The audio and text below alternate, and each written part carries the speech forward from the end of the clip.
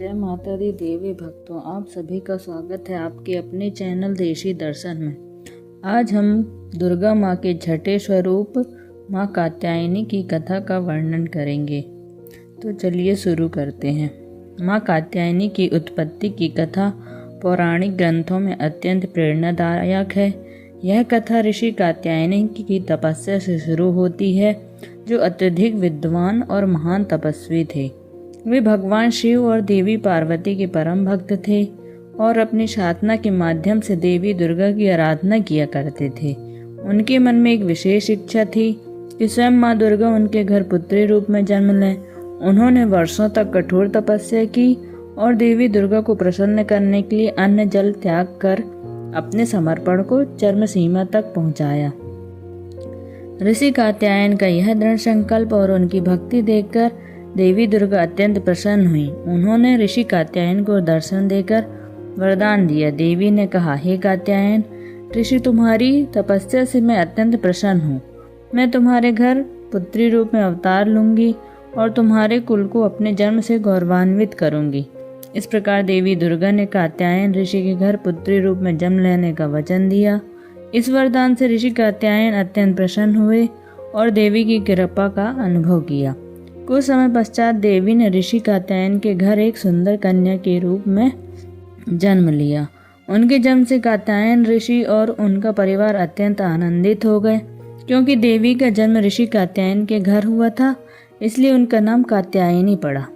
माता कात्यायनी ने अपने बाल्यकाल से ही अलौकिक शक्तियों का प्रदर्शन किया और उनका तेजस्वी रूप देखकर सभी जान गए कि यह कोई साधारण कन्या नहीं बल्कि स्वयं देवी दुर्गा का अवतार है। यह कथा त्रेता युग के समय की है, जब महिषासुर नामक एक अत्यंत शक्तिशाली असुर ने देवताओं पर अत्याचार करना शुरू कर दिया था। महिषासुर ने कठोर तपस्या करके भगवान ब्रह्मा से अमरता का वरदान प्राप्त करने की इच्छा की थी, लेकिन भगवान ब्रह्मा ने उसे यह वरदान तो नहीं दिया, परंतु एक वरदान अवश्य दिया कि कोई पुरुष या देवता तुम्हें नहीं मार सकेगा, केवल एक नारी तुम्हें परास्त कर सकती है। इस वरदान के बाद महिषासुर और भी अधिक बलवान हो गया, क्योंकि उसे विश्वास था कि कोई स्त्री उसे पराजित नहीं कर सकती। इसी विश्वास में वह अहंकारी हो गया और उसने देवताओं के राज्य स्वर्गलोक पर आक्रमण कर दिया। महिषासुर के आतंक से त्रस्त होकर सभी देवता परेशान हो गए। उसकी शक्तियाँ इतनी बढ़ गईं कि देवता उससे हारने लगे और वे अपना स्वर्ग लोक छोड़कर भटकने पर मजबूर हो गए। महिषासुर ने समस्त संसार को अपने अत्याचारों से भयभीत कर दिया और अपनी ताकत के बल पर स्वर्ग लोक पर कब्जा कर लिया। देवता अपनी हार से अत्यंत निराश हो गए और उन्होंने भगवान ब्रह्मा, भगवान विष्णु और भगवान शिव से सहायता की प्रार्थना की। देवताओं की प्रार्थना सुनकर भगवान विष्णु, ब्रह्मा और शिव ने महिषासुर को पराजित करने का उपाय सोचा। वे जानते थे कि केवल देवी शक्ति यानी नारी शक्ति ही महिषासुर का अंत कर सकती है, क्योंकि उसे वरदान प्राप्त था कि कोई पुरुष उसे नहीं मार सकता। इस पर तीनों देवताओं ने अपनी दिव्य शक्तियों को एकत्रित किया और उस शक्ति के संगम से देवी कात्यायनी प्रकट हुई। देवी कात्यायनी का स्वरूप अत्यंत तेजस्वी और विकराल था, जो महिषासुर का संहार करने के लिए प्रकट हुआ था। उनके शरीर से तेज का ऐसा प्रकाश निकलता था जिससे समस्त ब्रह्मांड प्रकाशित हो गया। माँ कात्यायनी की यह शक्ति केवल महिषासुर के अंत के लिए ही नहीं, बल्कि समस्त संसार को आतंक और अधर्म से मुक्त कराने के लिए थी। उनकी प्रकट होते ही देवताओं को आशा की किरण दिखाई दी। देवी ने अपने हाथों में शस्त्र धारण किए और वे महिषासुर का विनाश करने के लिए तत्पर हो गई। उनकी इस दिव्य और तेजस्वी रूप को देखकर देवताओं ने उनका पूजन किया और उनसे महिषासुर का अंत करने की प्रार्थना की। महिषासुर, जो अपने बल और अहंकार में चूर था, देवी कात्यायनी के प्रकट होने से भयभीत हो गया। उसने देवी के तेजस्वी रूप को देखकर उन्हें चुनौती दी और उन पर आक्रमण करने का साहस किया, परंतु वह नहीं जानता था कि उसके अंत का समय आ चुका है। देवी कात्यायनी ने महिषासुर के साथ घोर युद्ध किया। यह युद्ध कई दिनों तक चला, जिसमें देवी ने अपनी अद्वितीय शक्ति और पराक्रम का प्रदर्शन किया। महिषासुर ने अपने रूप बदलने की कोशिश की।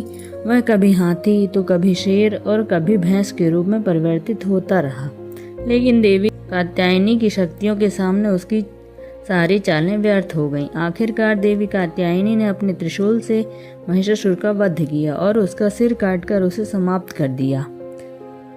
इस प्रकार महिषासुर का अंत हुआ और संसार को उसके आतंक से मुक्ति मिली। देवी कात्यायनी ने देवताओं को उनका स्वर्गलोक वापस दिलाया और फिर संसार में धर्म और न्याय की स्थापना की। उनकी इस महान विजय के कारण उन्हें महिषासुर मर्दिनी यानी महिषासुर का नाश करने वाली देवी के रूप में पूजा जाने लगा। माँ कात्यायनी का स्वरूप अत्यंत भव्य तेजस्वी है। वे 4 भुजाओं वाली देवी हैं जिनके हाथों में शस्त्र धारण किए हैं, जिनमें से 2 में तलवार और कमल का फूल होता है, जबकि अन्य 2 भुजाएं आशीर्वाद और अभय मुद्रा में होती हैं। शस्त्र उनके शक्ति और साहस का प्रतीक हैं, जबकि कमल उनके सौम्य और करुणामय स्वरूप को दर्शाता है। माँ कात्यायनी सिंह पर सवार होती हैं, जो उनके अदम्य साहस और शक्ति का प्रतीक है। सिंह पर आरूढ़ होना यह दर्शाता है कि वे अपने भक्तों की रक्षा के लिए हमेशा तैयार रहती हैं और शत्रुओं का संहार करती हैं। माँ कात्यायनी का मुखमंडल अत्यंत तेजस्वी है और विकराल है। उनका यह रूप असुरों और शत्रुओं का अंत करने के लिए ही प्रकट होता है। माँ कात्यायनी का सबसे महत्वपूर्ण कार्य महिषासुर का वध करना था। उनका यह कार्य देवी शक्ति की अद्भुत कथा है, जो बुराई पर अच्छाई की विजय को दर्शाता है। उनकी उपासना करने से भक्तों में साहस और आत्मविश्वास का संचार होता है। वे अपने भक्तों को हर कठिनाई से लड़ने की शक्ति प्रदान करती हैं। माँ कात्यायनी की उपासना का विशेष महत्व है। खासकर नवरात्रि के छठे दिन उनकी पूजा की जाती है। माँ कात्यायनी को सफ़ेद फूल अत्यंत प्रिय हैं, इसलिए उन्हें सफ़ेद फूल अर्पित करने चाहिए। माँ कात्यायनी की यह कथा हमें सिखाती है कि जीवन में किसी भी प्रकार की कठिनाइयों से घबराना नहीं चाहिए। हमें साहस और आत्मविश्वास के साथ उनका सामना करना चाहिए। महिषासुर का वध यह दर्शाता है कि सत्य और धर्म की हमेशा विजय होती है, चाहे परिस्थितियां कितनी भी विपरीत क्यों ना हो। सच्चाई और न्याय की जीत निश्चित है। उनकी उपासना से हमें आंतरिक और बाहरी शत्रुओं पर विजय प्राप्त करने की शक्ति मिलती है। माँ कात्यायनी की कृपा से हर व्यक्ति जीवन की कठिनाइयों को पार कर सकता है। तो यह थी माँ कात्यायनी की संपूर्ण कथा। यदि आपको अच्छी लगी हो तो लाइक, शेयर और सब्सक्राइब जरूर करें और अंत में कमेंट बॉक्स में जय माता दी जरूर लिखें। धन्यवाद।